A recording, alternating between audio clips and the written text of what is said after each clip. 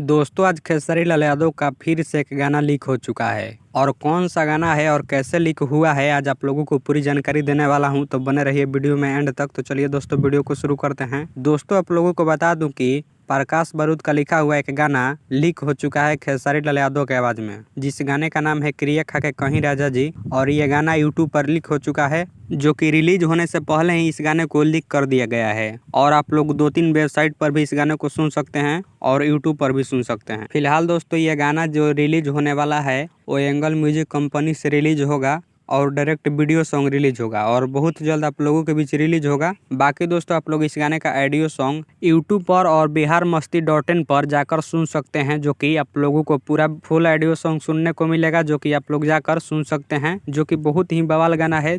तो चलिए दोस्तों मिलते हैं नेक्स्ट वीडियो में नया टॉपिक साथ। तब तक अपना ख्याल रखिए, चैनल को सब्सक्राइब कर लीजिए, बेल आइकन को प्रेस जरूर कर लीजिएगा और वीडियो को दबाकर शेयर कर दीजिएगा।